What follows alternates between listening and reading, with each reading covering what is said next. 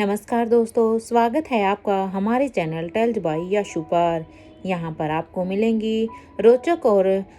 Suspenseful कहानियाँ। अगर आपको यहाँ पर हमारी कहानियाँ पसंद आती हैं तो कृपया करके आप हमारी वीडियोस को लाइक करें, इसको अपने दोस्तों को साथ शेयर करें और साथ के साथ अपना कमेंट करना ना भूलें। अगर आप इस चैनल पर नए हैं तो कृपया करके इसे सब्सक्राइब भी करें। आपका ज़्यादा समय न लेते हुए चलो आज की कहानी को शुरू करते हैं।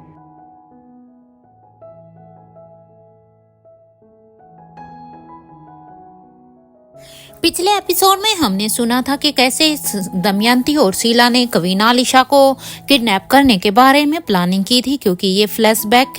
है जिसमें अब दमयंती और शीला दोनों ही प्लानिंग करती है और वो साथ के साथ अब राजीव को भी कहती है कि अगर हमें सौम्या को वहाँ अनिका के चंगुल से निकालना है तो हमें फिर कविनालिशा को किडनैप करना होगा। ये बात सुनकर एक पल के लिए तो राजीव को भी गुस्सा आया था, लेकिन फिर अब वो यही सोचता है कि इस बहाने से वो अपनी बेटी के साथ कुछ दिन यहाँ पर स्पेंड भी कर पाएगा, इसलिए राजीव गुलेरिया भी उसके लिए हाँ कह देता है।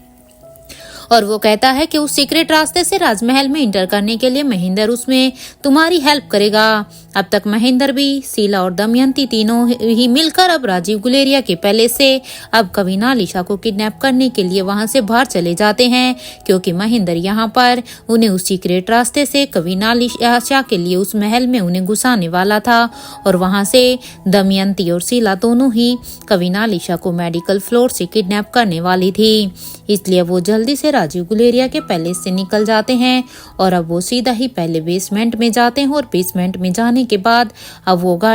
तीनों के तीनों अब गाड़ी में बैठ जाते हैं।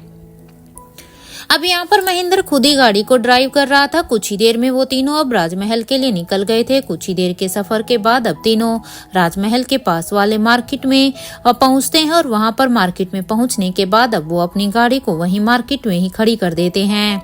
महेंद्र अब वहां पर गाड़ी को खड़ी करने के बाद अब शीला और दमयंती से कहता है, ऐसा करो तुम दोनों वो सामने वाली दुकान पर जाओ और इसलिए जल्दी से नर्स के कपड़े वहां से खरीद लो, क्योंकि यहीं से तुम्हें डॉक्टर और नर्स का आउटफिट मिल सकता है। इसलिए तुम ऐसा करो कि यहीं से अपने अपने लिए आउटफिट खरीदो और उसे उसी दुकान में ही पहन कर आना, जिससे जब तुम राजमहल में जाओ तो तुम्हारे ऊपर किसी को भी शक ना हो। वैसे तो हम सीक्रेट रास्ते से जा रहे हैं, लेकिन मेडिकल फ्लोर में जाने के लिए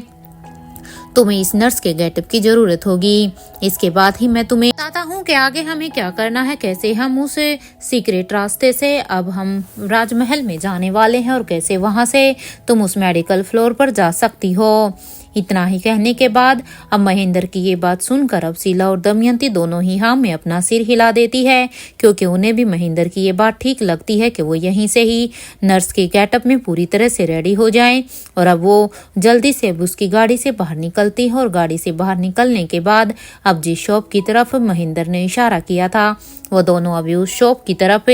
जाने लगती हैं। यहाँ उनके गाड़ी से उतरने के बाद यहाँ महेंद्र अपनी गाड़ी में ही बैठा हुआ था। कुछ ही देर के उसके इंतजार करने के बाद जब महेंद्र देखता है कि सामने से शीला और दमयंती अब दोनों ही नर्स के कपड़े पहन कर आ रही थी, क्योंकि जब तक महेंद्र ने यहाँ पर उनका गाड़ी में ही इंतजार किया तब तक शीला और दमयंती दोनों ही उस शॉप के अंदर गई और वहां पर शॉप के अंदर जाने के बाद अब उन्होंने वहां से अपने लिए एक एक आउटफिट को खरीदा और वहां उसी के अंदर ट्रायल रूम में ही वो उसे पूरी तरह से अपने कपड़ों को चेंज कर आ गई थी। उन्हें दूर से देखने से भी यही लग रहा था कि ये सच में दोनों नर्स ही हैं, क्योंकि उन्हें पहचान पाना मुश्किल था। और अब उन दोनों ने ही अपने मुंह पर एक मास्क भी लगाया हुआ था, क्योंकि अगर कोई उन्हें उनके फेस से जानता भी तो मास्क ने उनके चेहरे को पूरी तरह से कवर किया हुआ था, उनकी आंखें दिख रही थी। इसलिए वो दोनों भी जल्दी से महेंद्र की गाड़ी के पास आती है और गाड़ी के पास आने के बाद अब वो दोनों ही गाड़ी की पिछले वाली खिड़कियों को खोलती हैं और दोनों ही खिड़कियों से वो दोनों अब एक एक करके बैठ जाती हैं। गाड़ी के अंदर बैठने के बाद अब वो महेंद्र अब उनसे रास्ता बताने लगता है कि उन्हें कैसे मेडिकल फ्लोर पर जाना है, क्योंकि अब यहाँ पर सारा काम महेंद्र का था। महेंद्र राजमहल को अच्छे से जानता था, वो उसे जितना भी जानता था वही उसके लिए बहुत थी, वो उसे उतना ही अच्छे से जानता था। इसलिए अब वो महेंद्र अब उन दोनों को ही बताता है कि कैसे कैसे उन्हें पहले मेरे बताए हुए सीक्रेट रास्ते से जाना है, लेकिन वहां से बढ़ने के बाद मेडिकल फ्लोर पर उन दोनों को अकेले ही जाना होगा। कुछ ही देर तक अब वो दोनों महेंद्र की बात को सुनती है। वो महेंद्र के द्वारा बताई हुई हर एक बात को बड़े ही ध्यान से सुन रही थी, ताकि वहां जाने के बाद किसी भी तरह की कोई भी गड़बड़ ना हो। महेंद्र की पूरी ही बात को सुनने के बाद अब वो उससे कहती हैं कि फिर ठीक है, तुम ऐसा करो कि तुम गाड़ी को तैयार रखना, जैसे ही हम रानी साहिबा को यहाँ पर लेकर आएंगे तभी हमें तुरंत यहाँ से ही जाना होगा, क्योंकि अगर यहाँ पर गाड़ी में तुम पूरी तरह से तैयार नहीं होगे तो हो सकता है हम तो अपना प्लान जैसा हमने सोचा है वो पूरा कर दें, लेकिन यहाँ से अगर हम नहीं निकल पाए तो फिर तो हम यहाँ पर फंस जाएंगे, क्योंकि यहाँ पर सिक्योरिटी पहले से ही कितनी टाइट है वो तो तुम भी अच्छी तरह से जानते ही होगे। शीला और दमयंती इन दोनों की ही ये बातें सुनते ही अब महेंद्र भी हाँ में अपना सिर हिला देता है। महेंद्र कहता है कि हाँ बिल्कुल, मैं यहीं पर ही तुम तीनों का ही इंतजार करूंगा, तुम दोनों जल्दी से अपने काम को कर कर वापिस आओ। इतना कहने के बाद अब वो दोनों भी अब उसकी बात में हाँ में अपना सिर हिलाती हैं, और यहाँ शीला और दमयंती अभी जल्दी से ये सब बातें करके गाड़ी से बाहर निकल कर आ जाती हैं। अब शीला ने राजीव गुलेरिया का दिया हुआ इंजेक्शन और वो डोज दोनों ही अभी तैयार कर लिए थे, क्योंकि यहाँ बाहर से ही वो इस इंजेक्शन को उस डोज से फिल कर लेती है और उसे फिल कर कर वो उसे अपनी पॉकेट में डाल देती है, ताकि जैसे ही वो कविनालिशा के सामने पहुंचे तो वो इस इंजेक्शन को उसे इंजेक्ट कर दें। अब तक वो दोनों जल्दी से ही महेंद्र के बताए हुए उस रास्ते से उन्हें जाना था, इसलिए उस रास्ते के दरवाजे के पास आकर अब वो खड़ी हो जाती हैं, और अब वो बड़ी ही ध्यान से, ताकि उस दरवाजे को खोलने में किसी भी तरह की आवाज ना हो, इसलिए वो बड़े ही ध्यान से उस दरवाजे को खोलती है। उसे खोलकर अब वो अंदर की तरफ जाने लगती है। अब कुछ ही देर उस रास्ते में सीधा चलने के बाद अब वो दोनों सीधा ही अभी राजमहल के बेसमेंट में आ गई थी, क्योंकि जहां पर उन्होंने गाड़ी को रोका हुआ था वहीं से ही उनका एक सीक्रेट रास्ता जाता था, जिसके थ्रू अब तक वो यहाँ पर राजमहल के बेसमेंट में तो पहुंच चुकी थी। अब बारी थी उन्हें यहाँ से और भी अंदर मेडिकल फ्लोर पर जाने की। बेसमेंट में आने के बाद शीला अब दमयंती से कहती है बस एक बार क्रिस्टोफर ठीक हो जाए तो हम एक बार फिर से यहाँ हम वही ह्यूमन एक्सपेरिमेंट शुरू कर सकते हैं, और किसी को हम पर शक भी नहीं होगा, क्योंकि अगर हमें ये राजमहल एक बार मिल गया ना तो उसके बाद तो दमयंती ये देखो कि कोई भी हमारे बारे में कुछ भी नहीं जान पाएगा, क्योंकि किसी को कानो कान भी खबर नहीं होगी कि राजमहल जो यहाँ पर पेरिस के राजा या रानियों के लिए होता है उसके नीचे ही हम कुछ ऐसा काम कर रहे हैं। शीला की अब इस बात को सुनकर अब दमयंती देवी कहती है कि तुम बिल्कुल सही कह रही हो शीला, लेकिन पहले हमें उस क्रिस्टोफर के ठीक होने का तो इंतजार करना होगा। अरे कितने ही साल हो गए, लेकिन ये देखो ना वो क्रिस्टोफर तो अभी अपनी कोमा से ही बाहर नहीं आ रहा है। अभी जब वो एक बार उससे बाहर आया था तो उसके बाद मुझे एक उम्मीद नजर आई थी, लेकिन अब तो फिर से उसकी वैसी ही हालत हो गई है। एनीवे छोड़ो अब इस बारे में, एक बार हम अपने इस काम को पूरा कर लें उसके बाद ही हम क्रिस्टोफर के बारे में भी सोचेंगे, और वैसे भी सोचना भी क्या है, क्योंकि ये तो हमें भी पता है कि अगर वो कोमा में है तो अब उसके लिए हम कुछ नहीं कर सकते, सिर्फ इंतजार के।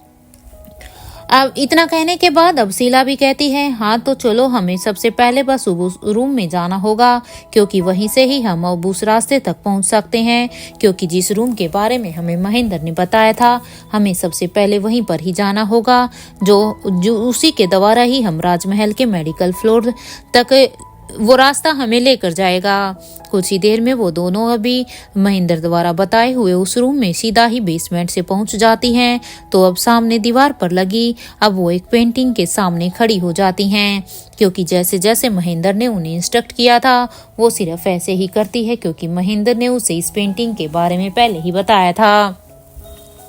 महेंद्र के बताए हुए इंस्ट्रक्शन के अनुसार अब दमयंती उस पेंटिंग को हटा देती है, तो अब वहां पर एक ग्लास डोर था। शीला अब जल्दी से उस दरवाजे को खोलकर अब अंदर की तरफ जाने लगती है, तो वहीं अब दमयंती भी उसके पीछे पीछे जाने लगती है। कुछ ही देर तक चलने के बाद उनके सामने अब एलिवेटर था, जहां से वो सीधा ही अब मेडिकल फ्लोर पर जा सकती थी। अब ये देखकर तो वो दोनों अब जल्दी से उस एलिवेटर के अंदर आ जाती है और एलिवेटर के अंदर आने के बाद अब वो यहाँ पर मेडिकल फ्लोर का बटन प्रेस कर देती है, क्योंकि महेंद्र ने उन्हें एक एक बार डीपली बताई थी कि उन मेडिकल फ्लोर कौन से फ्लोर पर होगा। इसलिए कुछ ही देर बाद वो दोनों अभी राजमहल के इस मेडिकल फ्लोर पर पहुंच जाती हैं।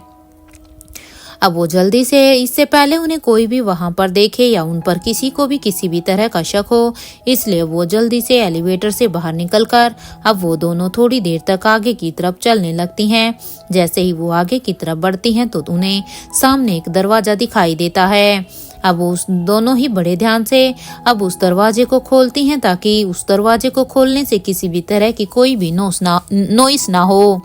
वो दोनों अभी उसे खोलते हुए चेक करती हैं कि किसी ने उन्हें देखा तो नहीं या किसी को उन पर शक तो नहीं हुआ, क्योंकि दोनों ही यहाँ पर चौकन्ना होकर उस दरवाजे को खोलती हैं। और अब वहाँ पर जब उन्हें लगा कि यहाँ पर कोई भी आसपास नहीं है, तभी वो इसे खोलती हैं। शीला अब दमयंती से कहती है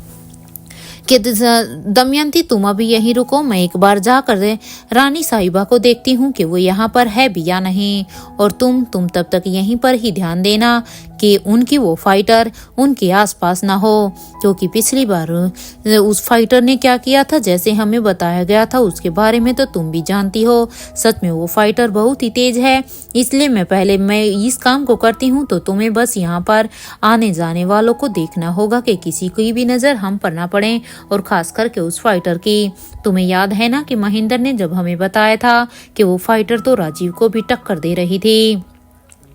हालांकि हमने अब तक उसे नहीं देखा है, लेकिन ये भी तो देखो ना कि जब महेंद्र ने हमें जैसे जैसे बताया था, हम लोग सोच रहे थे कि राजीव गुलेरिया की फाइटिंग स्किल्स कितनी ही अच्छी है, लेकिन उस फाइटर के सामने तो राजीव गुलेरिया भी हारता हुआ नजर आ रहा था। अब शीला की ये बात सुनते ही अब दमयंती भी कहती है कि तुम उसके बारे में शीला चिंता मत करो, मैं यहाँ पर नजर रखती हूँ, क्योंकि मैं भी एक बार उस फाइटर को तो देखना चाहती हूँ, लेकिन डोंट वरी, अगर मुझे वो दिखाई देगी तो मैं सब कुछ संभाल लूंगी। यहाँ शीला भी अब बड़े ही ध्यान से अब अपने कदमों को रानी साहिबा की तरफ बढ़ा देती है। कुछ ही देर तक इधर उधर देखने के बाद अब वो एक वार्ड बॉय से वहां पर पूछती है कि रानी साहिबा कहाँ है, मुझे यहाँ पर बड़ी रानी ने ही भेजा है। क्योंकि ये तो ऑब्वियसली बात है कि अगर वहाँ पर मेडिकल फ्लोर था तो वहाँ पर नर्स और वार्ड बॉय सब कुछ ही होगा, क्योंकि इसे यहाँ पर एज ए हॉस्पिटल बनाया गया था। इसलिए वहाँ पर वो उससे ऐसे पूछती है जैसे वो सच में ही उसे रानी साहिबा ने भेजा हो, और ताकि उस वार्ड बॉय को भी उस पर किसी भी तरह का शक ना हो। अब वो फिर से कहती है कि मुझे रानी साहिबा ने उनके लिए भेजा है, वह कैसी कंडीशन है उनकी, क्योंकि मुझे उन्हें सिर्फ देखने के लिए ही यहाँ भेजा गया है। उस नर्स की बात को सुनकर अब वो वार्ड बॉय भी कहता है, लगता है कि तुम आज ही नई अपॉइंट हुई हो, क्योंकि अगर तुम पहले भी यहाँ पर होती तो तुम्हें इस तरह से मुझसे पूछने की जरूरत नहीं होती। अब वो वार्ड उसे फिर से कहता है, लेकिन बताओ ना, क्या तुम सच में आज ही यहाँ पर शिफ्ट हुई हो? उस वार्ड बॉय की बात को सुनकर अब शीला कहती है, हाँ मैं आज ही यहाँ पर शिफ्ट हुई हूँ, बस तुम मुझे बताओ कि रानी साहिबा कहाँ पर है, क्योंकि ये बड़ी रानी का आदेश है। इस बात पर अब वो वार्ड बॉय भी कहता है कि वार्ड नंबर 3 में। ये सुनते ही अब शीला अपने तेज कदमों से वार्ड नंबर 3 की तरफ जाने लगती है। उसे ऐसे अब जाते हुए देखकर अब वो वार्ड बॉय भी सोचता है कि पता नहीं कहाँ से आ जाते हैं ऐसे लोग, क्योंकि यहाँ पर नए लोग तो आते हैं, लेकिन ये मुझे पता नहीं क्यों बहुत ही अजीब लग रही है, क्योंकि इसकी बातों में इसका एटीट्यूड मुझे साफ साफ दिख रहा था। लेकिन अब वो उसे इग्नोर करता है और ये कहते हुए ही वो अब अपने काम में फिर से लग जाता है। वासीला भी अब तक रानी साहिबा के वार्ड में आ चुकी थी। वहां पहुंचकर अब वो जैसे ही दरवाजा खोलती है तो सामने कवीना आलिशा को देखकर अब उसके चेहरे पर एक स्माइल आ जाती है, क्योंकि फाइनली अब उसे अपना टारगेट अपने सामने दिख रहा था, क्योंकि जिस काम को करने के लिए वो यहाँ पर आई थी वो अब उसे यहाँ पर मिल गया था। इसलिए वो पहले अब इधर उधर देखने लगती है कि कहीं उसे कोई देख तो नहीं रहा, क्योंकि जब वो उसे रानी साहिबा को वो इंजेक्शन इंजेक्ट करेगी और यहाँ से उसे लेकर जाएगी तो इसके लिए उसका रास्ता भी तो साफ होना चाहिए। दोनों तरफ इधर उधर देखने के बाद जब उसे पूरी तरह से तसल्ली हो जाती है कि यहाँ पर उनके आसपास अभी कोई भी नहीं है, तो पूरी तरह से तसल्ली करने के बाद अब वो अपनी पॉकेट से अब उस राजीव का दिया हुआ इंजेक्शन को निकालती है और अब वो उस इंजेक्शन को लेकर अब कविनालिशा के पास अपने धीमे धीमे कदमों से जाती है ताकि कविनालिशा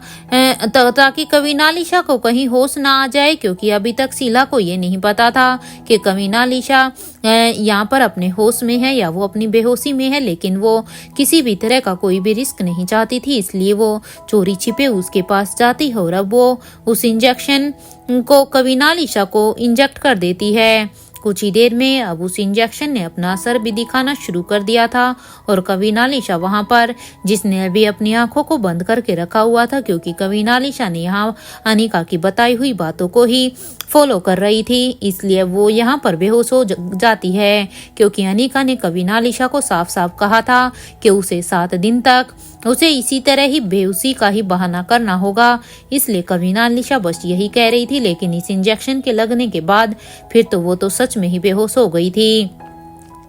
अब शीला उसे बेहोश देखकर अब शीला जल्दी से कविनालिशा को अब उठाती है और अब वो उसके दोनों ही कंधों पर अब अपना हाथ रखते हुए उसे बाहर लेकर जाने लगती है। हालांकि शीला के लिए अकेले के लिए ये करना बहुत ही मुश्किल था, लेकिन क्योंकि दमयंती जिसे वो बाहर खड़ा करके आई थी, उसे एटलीस्ट दमयंती तक तो उसे खुद ही यहाँ पर कविनालिशा को लेकर जाना था, इसलिए वो जैसे तैसे कविनालिशा को थोड़ा आगे लेकर आ गई थी कि तभी अब मेडिकल फ्लोर पर वहां पर अलार्म बजने लगता है। उस अलार्म की आवाज से अब दमयंती भी एकदम से ही चौकन्ना हो जाती है, इसलिए अब जल्दी से उस तरफ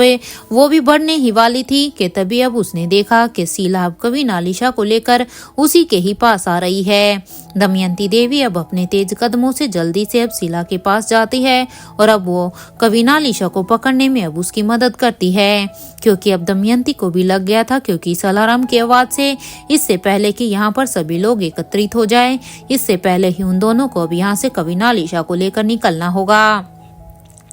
यहाँ पर इस मेडिकल फ्लोर पर उस अलार्म के बजने से भी यहाँ पर अफरा तफरी मच गई थी, तो वहीं अब शीला और दमयंती अब जल्दी से उस सीक्रेट रास्ते के पास आ जाती हैं और अब वो दोनों जल्दी से ही उस सीक्रेट दरवाजे के अंदर आती हैं और कुछ ही देर के बाद अब वो दोनों एलिवेटर के पास आकर अब उसी के अंदर आ जाती हैं और दमयंती इधर बेसमेंट के बटन को इस एलिवेटर में प्रेस कर देती है। कुछ ही देर के बाद अब वो दोनों कविनालिशा को लेकर अब बेसमेंट में आ जाती हैं, क्योंकि जब तक वहां पर मेडिकल फ्लोर पर लोग पहुंचते तब तक इन दोनों ने अपनी प्लानिंग के अनुसार अपना सारा काम ऑलमोस्ट कर ही दिया था, क्योंकि वो कविनालिशा को बेहोशी में लेकर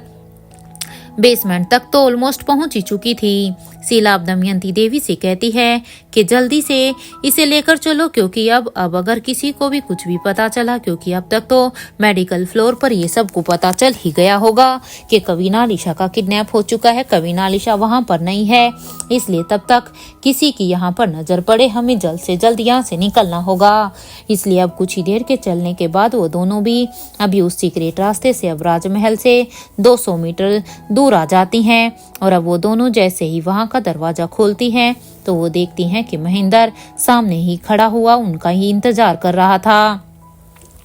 क्योंकि वो जहां पर महेंद्र को छोड़ के गई थी महेंद्र अभी भी वहीं पर ही था। जैसे ही अब महेंद्र की नजर सामने से आ रही शीला और दमयंती पर जाती है तो अब वो जल्दी से उन्हें देखकर पीछे वाली सीट के दरवाजे को खोल देता है और अब वो उन दोनों की मदद के लिए वहां पर आगे आ जाता है। कुछ ही देर में वो तीनों मिलकर अभी कविनालिशा को उस गाड़ी में लेटा देते हैं, क्योंकि कविनालिशा यहाँ पर पूरी तरह से बेहोश थी और इसलिए इन्हें यहाँ पर गाड़ी में लेटाने में उन तीनों को ही बड़ी ही प्रॉब्लम हो रही थी। और इधर अब दमयंती देवी भी अभी कविनालिशा के साथ ही पीछे की सीट पर बैठ जाती है, क्योंकि उसे भी तो कविनालिशा को सकुशल वहां पर राजीव गुलेरिया के पैलेस में भेजना था, क्योंकि दमयंती को अभी भी यहाँ पर राजीव गुलेरिया की दी हुई धमकी याद थी कि कविनालिशा को कुछ भी नहीं होना चाहिए, नहीं तो उसका अंजाम बहुत ही बुरा होगा। इसलिए वो उसी के पास ही उसके सिर को कहीं उसे कोई किसी भी तरह का गाड़ी में ब्रेक लगने से उसे किसी भी तरह की चोट ना आए, इसलिए वो उसे संभालने के लिए वहां पर बैठती है। और यहाँ पर शीला भी अभी आगे पैसेंजर सीट पर आकर बैठ जाती है। शीला के पैसेंजर सीट पर बैठने के बाद अब महेंद्र से शीला कहती है, महेंद्र जल्दी जल्दी चलो, हो सके तो गाड़ी को जल्दी भगाओ, क्योंकि राजमहल के लोगों को अब तक तो पता चल गया है, क्योंकि जैसे ही हमने कविनालिशा को वहां उस फ्लोर से किडनैप किया तभी ही वहां से निकलने से पहले ही वहां पर अलार्म बजने लगा था। और आई एम मेक श्योर कि अब तक वो लोग पूरे ही राजमहल में अब तक कविनालिशा को ढूंढ चुके होंगे। अब शीला की ये बात सुनते ही अब महेंद्र भी हाँ में अपना सिर हिला देता है और अब वो गाड़ी को तेजी से दौड़ाने लगता है, क्योंकि ये बात तो महेंद्र भी अच्छी तरह से जानता था कि अगर वो यहाँ पर पकड़ा गया तो सच में उसकी मौत तो पूरी तरह से निश्चित है। क्योंकि जब वो यहाँ पर पीछे राजीव गुलेरिया के साथ यहाँ पर आया था तो तब महेंद्र की क्या हालत हुई थी, उसी चीज को याद रखते हुए महेंद्र भी अपनी जान को बचाने के लिए तेजी से गाड़ी को दौड़ाने लगता है। करीब 3 घंटे के सफर के बाद वो सभी अभी राजीव गुलेरिया के पैलेस में पहुंच जाते हैं, जहां पर राजीव गुलेरिया उन सभी का पहले से ही वेट कर रहा था, क्योंकि राजीव गुलेरिया का मकसद यहाँ पर कविनालिशा को किडनैप करना बिल्कुल भी नहीं था, क्योंकि वो ऐसी किडनैपिंग तो चाहता ही नहीं था। बस वो तो अपनी बेटी के साथ थोड़ा सा टाइम स्पेंड करना चाहता था, क्योंकि इसी बहाने से ही वो यहाँ पर उसकी पसंद नापसंद सभी चीजों को बड़े ही ध्यान से देखना चाहता था। जैसे ही अब उनकी गाड़ी अब पैलेस के सामने आई तो उसने अब महेंद्र को इशारा किया कि वो अपनी गाड़ी को यहीं पर ही रोक दें। राजीव गुलेरिया के इशारे को समझकर अब महेंद्र भी अब उस गाड़ी को वहीं पर ही रोक देता है। अब राजीव गुलेरिया पीछे की सीट के दरवाजे को खोलकर अब बड़े ही ध्यान से बेहोशी में लेटी हुई अब कविनालिशा को देखता है। और कविनालिशा को थोड़ी देर देखने के बाद अब वो कविनालिशा को खुद ही अपने हाथों में उठाकर अब उसे गाड़ी से बाहर निकाल कर लेकर आता है। अब कविनालिशा को ऐसे अपने हाथों में लेकर अब वो कविनालिशा को अंदर लेकर जाने लगता है। राजीव गुलेरिया के अभी से एक्शन पर तो शीला और दमयंती दोनों ही बस फटी हुई आंखों से ही राजीव गुलेरिया को ही देख रही थी कि आखिर ये सब क्या चल रहा है, क्योंकि उन्होंने कभी भी किसी के लिए भी राजीव का इतना कंसर्न नहीं देखा था, इतनी केयर नहीं देखी थी। क्योंकि जब राजीव गुलेरिया कॉलेज में था तो इतना प्यार और इतनी केयर उन्होंने बस अंजलि मल्होत्रा के लिए ही देखी थी। उसके बाद ये ऐसा पहली बार था जब राजीव गुलेरिया यहाँ पर किसी के लिए इतना कंसर्न था, किसी के ऊपर इतना प्यार दिखा रहा था। क्योंकि शीला की पसंद भी, शीला का क्रश भी हमेशा से राजीव गुलेरिया रहा था जब वो कॉलेज में थे। और एक तरफ दमयंती को भी जब उस रात के बारे में पता चला था तो दमयंती भी उससे शादी करना चाहती थी, लेकिन ये दोनों आज तक अपने प्लान में कामयाब हुई ही नहीं। लेकिन अब उसे राजीव गुलेरिया को इस तरह से कविनालिशा को अपने हाथों में उठाकर ले जाते हुए अब बड़ी ही हैरानी हो रही थी। उन दोनों को अभी भी कुछ भी समझ नहीं आ रहा था कि ये सब क्या हो रहा है, राजीव ऐसे क्यों कर रहा है। कि तभी अब दोनों के कानों में ही अब महेंद्र की पीछे से आवाज आती है। महेंद्र कहता है कि आप दोनों अभी गाड़ी से उतरेंगी या फिर आप दोनों को अपने साथ ही पार्किंग एरिया में लेकर चलूं, क्योंकि अब मेरे ख्याल से अब क्योंकि यहाँ पर कविनालिशा को राजीव लेकर जा चुका है तो अब भी तुम्हें उतर जाना चाहिए। अब महेंद्र की ये बात सुनते ही अब शीला कहती है कि तुम्हें हमें पार्किंग एरिया में लेकर जाने की कोई भी जरूरत नहीं है, हम अपने आप ही उतर सकते हैं। ये कहते हुए ही अब वो दमयंती की तरफ देखती है, जब शीला दमयंती की तरफ देखती है जो अभी भी किसी गहरी सोच में ही थी, क्योंकि शीला तो महेंद्र की बात से अपने सेंस में आ ही गई थी। लेकिन दमयंती तो अभी भी ऐसे ही बैठी हुई थी जैसे उसे कोई गहरा शौक लगा हो, क्योंकि दमयंती को तो अभी भी कुछ भी समझ ही नहीं आ रहा था। दमयंती यहाँ पर अभी भी अपने इन्हीं ख्यालों में ही थी, क्योंकि जब उन्होंने कविनालिशा को किडनैप किया था तो दमयंती क्योंकि पीछे वाली सीट पर थी, इसलिए दमयंती ने पीछे वाली सीट पर बैठकर कविनालिशा को सिर को अपनी गोद में रख लिया था ताकि उसे गाड़ी में किसी भी तरह का ब्रेक लगने से किसी भी तरह की कोई भी इंजरी ना हो। लेकिन जब दमयंती ने कविनालिशा के सिर को अपनी गोद में रखा था तो उसे एक एहसास हुआ था, उसे वही एहसास हुआ था जिस तरह से जब उसने पहली बार अंजलि की बेटी को जब अपनी गोद में लिया था तो उसे वैसी ही एहसास हुआ था। अब उसे एकदम से ही अंजलि की बेटी याद आ गई थी, क्योंकि जैसा का जैसा निशान, जैसा का तिल उसने उस समय उस छोटी सी बच्ची के चेहरे पर देखा था, वही तिल उसे अब कविनालिशा के चेहरे पर भी दिखाई दे रहा था। इसलिए अब क्योंकि दमयंती उस बच्ची को कब से ढूंढ रही थी, दमयंती को अब कविनालिशा के सिर को देखकर, उसके चेहरे को देखकर एकदम से याद आया कि ये तो अंजलि की बेटी तो नहीं है ना, क्योंकि पता नहीं क्यों मुझे इसके चेहरे से अब मुझे ये फीलिंग आ रही है, क्योंकि मुझे ये सिर्फ बिल्कुल वैसा ही एहसास आया जिस तरह से मुझे तब आया था कि ये अंजलि की बेटी वो मेरी भी बेटी है। अब दमयंती को इस तरह से अपने ख्यालों में खोया हुआ देखकर अब शीला कहती है कि तुम कहाँ पर खो गई हो दमयंती, क्योंकि जब महेंद्र ने उन्हें अब उतरने के लिए कहा तब शीला ने तो उसे जवाब दे दिया था, लेकिन दमयंती तो अभी भी जैसे एक स्टैचू होता है वैसे की वैसी ही बैठी हुई थी। यहाँ पर राजीव गुलेरिया उसकी गोद से उसके सिर को उठाकर अब यहाँ कविनालिशा को अपने हाथों में लेकर जा चुका था, लेकिन दमयंती अभी भी अपनी उसी ही पोजीशन में थी। लेकिन अब शीला की आवाज को सुनकर अब दमयंती देवी अपने ख्यालों से बाहर निकलकर आती है और अब वो शीला से कहती है कि कुछ नहीं बहन, मैं बस कुछ सोच रही थी, चलो चलो चलते हैं। इसके बाद वो दोनों अभी गाड़ी से बाहर आ जाती हैं। तो वहीं अब राजीव गुलेरिया अब उस रूम में कविनालिशा को लेकर चला गया था, जिस रूम को उसने अपनी बेटी के लिए खास कर बनवाया हुआ था, क्योंकि वहां पर पूरी की पूरी डेकोरेशन सब कुछ यहाँ पर उसी के ही टेस्ट के अनुसार, जितना राजीव गुलेरिया उसे एक मीटिंग में समझ पाया था उसी के अनुसार किया हुआ था। उस कमरे में वो उसे लेकर आता है। राजीव गुलेरिया ने अब अपने पैलेस में डॉक्टर्स की वहां पर लाइन लगा दी थी। वो अब कविनालिशा को उसके बेड पर लिटा देता है। उसे उसके बेड पर लिटाने के बाद अब वो उस रूम से बाहर निकलकर वापस से बाहर आ जाता है और अब वो अपने उन्हीं डॉक्टर से कहता है कि जाओ उसे चेक करो, अभी कुछ दिनों पहले ही इनकी एक सर्जरी हुई है। राजीव गुलेरिया की ये बात सुनते ही अब डॉक्टर भी हाँ में अपना सिर हिला देते हैं, क्योंकि यहाँ पर कविनालिशा बेहोश थी और राजीव गुलेरिया बिल्कुल भी नहीं चाहते थे कि इन्हें किसी भी तरह की कोई भी दिक्कत हो, क्योंकि उनका पहले से ही उसने सुना था कि उसकी सर्जरी हुई है और अभी भी क्या पता जो डोज यहाँ पर शीला ने उसे दी थी उसका कोई साइड इफेक्ट तो ना हुआ हो, इसलिए ही उसने पहले ही डॉक्टरों को यहाँ पर बुला रखा था। इसलिए वो डॉक्टर भी अब उसकी बातों में अपना बात सुनते ही अब हाँ में अपना सिर हिलाते हैं और अब वो अपनी पूरी ही टीम के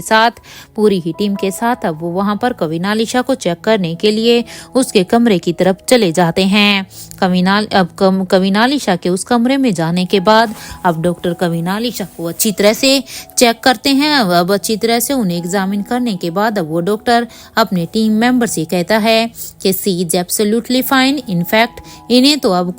कभी भी होश भी आ सकता है, इसलिए घबराने की कोई भी बात नहीं है। आलिशा को अब अच्छी तरह से देखने के बाद अब वो डॉक्टर उस रूम से बाहर निकल कर आ जाता है, साथ के साथ उसकी पूरी की पूरी टीम भी। और वहां से बाहर आने के बाद अब वो राजीव गुलेरिया को देखता है, क्योंकि राजीव गुलेरिया को वो जहाँ पर छोड़ कर गया था राजीव गुलेरिया अभी भी वहीं ही थे, इसलिए डॉक्टर अब राजीव गुलेरिया के पास जाता है। जैसे ही अब वो डॉक्टर राजीव गुलेरिया के पास जाता है तो उन्हें देखकर अब वो समझ जाते हैं कि राजीव गुलेरिया अभी भी यहीं पर इसी टेंशन में था कि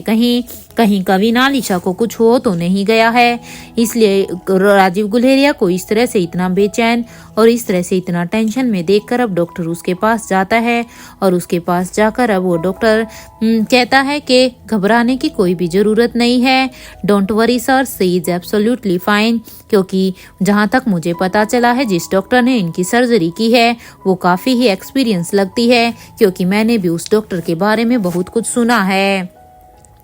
वैसे doctor Ridhima Purohit she is the best neurosurgeon, इसलिए मैं तो बस यही कहूंगा कि आपको घबराने की बिल्कुल भी जरूरत नहीं है। इवन इन्हें तो किसी भी समय होश आ जाएगा। और वैसे भी उन्होंने रानी साहिबा का इलाज बहुत ही अच्छी तरह से किया हुआ है, इसमें तो किसी भी तरह का कोई भी शक नहीं है। डॉक्टर की अब ये बात सुनकर अब राजीव गुलेरिया भी कहता है thank you so much, now you can go and do your work. और वैसे भी इसे होश कब तक आएगा डॉक्टर, क्या आप मुझे ये बता सकते हैं। अब राजीव गुलेरिया की ये बात सुनकर अब डॉक्टर कहता है कल सुबह तक इन्हें होश आ जाएगा। ये कहते हुए ही अब वो डॉक्टर भी अब वहां से चला जाता है। अब तक शीला और दमयंती वो दोनों भी अभी उस गाड़ी से उतरकर अभी राजीव गुलेरिया के पास आ जाती हैं। अब शीला यहाँ पर राजीव के पास आने के बाद अब राजीव से कहती है हमें रानी साहिबा की फोटो खींचनी होगी जिसे हम उस अनिका के पास भेज सके, क्योंकि कभी नालिशा की फोटो को अनिका के पास भेजने के बाद ही वो लोग शायद हमारे उस काम को पूरा कर सकते हैं, क्योंकि रोहित मारवा तो किसी काम का नहीं है, इसलिए हमें उस फोटो को अनिका के नंबर पर ही सेंड करना होगा। अब शीला की ये बात सुनते ही अब राजीव गुलेरिया भी कहता है ठीक है लेकिन जल्दी करो ये सब। राजीव गुलेरिया की ये बात सुनते ही अब दमयंती और शीला अब जल्दी से उस रूम के अंदर आ जाती हैं। तो अब रूम को देखकर तो अब दोनों एकदम से ही शौक हो जाती हैं, क्योंकि उस रूम को इस तरह से सजाया गया था। वो तो जब से कविनालिशा को उन्होंने यहाँ पर देखा था तब से ही उनके तो शौक पर शौक उन्हें लगता ही जा रहा था, क्योंकि अब उन्हें सच में लगने लगा था कि राजीव गुलेरिया आखिर कविनालिशा के लिए इतना सब कुछ क्यों कर रहा है।